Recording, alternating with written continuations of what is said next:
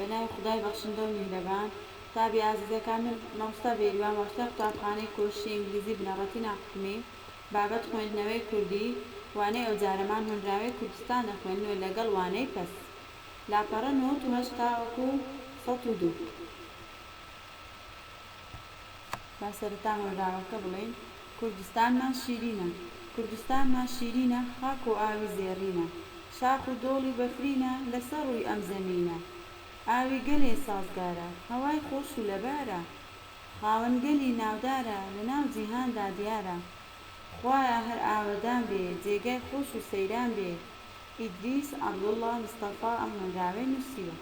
هیوادارم ئێوەش چەند جارێک بیڵێنەوە لەبەر خۆتان. ئێستاش دەست دەکەین بە خوێندنی وانەی پەس. لالۆ شاسوار باخەوانی چاکە، حەز لە دار و درەخت دەکات، لە باخەکەیدا هەموو جۆرە میوەیەک هەیە. ڕۆژێک دوومەڕ لە مەڕەکانی کاک ڕۆستەم هاتبوونە ناو باخەکەی لالۆ شاسوار. زیانیان بە باخەکەی گەیاند بوو. لالۆ شاسوار بەمە تووڕە بوو، چوو گازاندەی لە کاک ڕۆستەم کرد و پێی گوت: من نازانم ئەم پەزانەی تو سوودیان چییە؟ بۆ وازیان لێ ناهێنی؟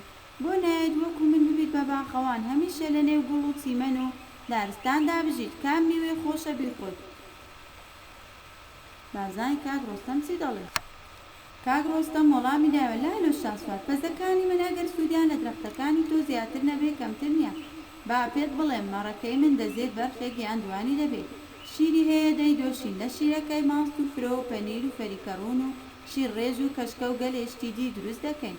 هەموو ساڵێک مەڕەکانم بە جەو دەبڕمەوە. لە خوریەکانی ئەم شتانە دروست دەکرێت. جل و بەرگ وەکو فەرەنجی و پەستەک و گۆرەوی لە پەک و کۆزەوانە. هەروەها بەرماڵ و جاجم و بەڕە و مافور و تیرە و گەلێک پێویستی دیکەی ناو ماڵ. ئەگەر حەزمان لە گۆشتەکەی کرد سەری دەبڕین، جگە لە گۆشت و سەر و پێویستی و جەرگەکەشی دەخۆین.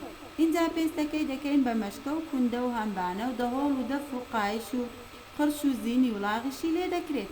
کەواتە پەزەکانی من بێسوود نین، بە کەڵکێن. لالۆ شاسوار پێکەنی و گوتی: باشە کاک ڕۆستەم، ئەوا زانیم پەس سوودی زۆرە، بەڵام مەهێڵە بچنە ناو باخەکەی منەوە. کاک ڕۆستەم لە وەڵامدا گوتی: وەی بەسەر هەردوو چاوم، کەواتە زانیمان کە بەزیش چەند سوودی هەیە. واتای وشەکانمان هەیە. وشەی پەز واتای مەڕ دەگەینی، گازاندە واتە گلەیی، جە واتە قەڵق مەقەسی مەڕ بڕینەوە. ڕاهێنانی یەکەمانەیە چەند پرسیارێکی مەڵام پرسیارەکان دەدەین و بۆچی لالۆ شاسوار تووڕە بوو. دووەم دەڵێن لە کۆتایی گفتوگۆ کاک ڕۆستەم بەڵێنی چی بە لالۆ شاسواردا. سێم پێستی مەڕ و ماڵات بۆچی بەکاردێت. ڕاهێنانی دووەممان هەیە. ناوی 5 بەرهەمی شیری مەڕ بژمێرە. کەواتە بەرهەممان هەیە لە شیری مەڕ. کاتێ ئێمە مەڕ شیرەکەی دەردەهێنی، چەند بەرهەمێکی لێ دروست دەکرێت و 5 بەرهەمانە بڵێ. ناوی 5 شت بڵێ کە لە خوری دروست دەکرێت. کەواتە خوریش بچە سوودێکی هەیە. ئێمە 5 سوود لەو سوودانە باز دەکەین. بەم شێوە هاتینە کۆتایی بابەتەکانی وانەی کوردی لە خوێندنی ئەم ساڵمە. بە هیوای سوود بینین لە گشت بابەتەکان. هەر بابەتێکیش کە پرسیارتان لێ بوو یاخود لاتان ڕوون نەبوو، ئێمە بە دڵخۆشیەوە وەڵامتان دەدەینەوە.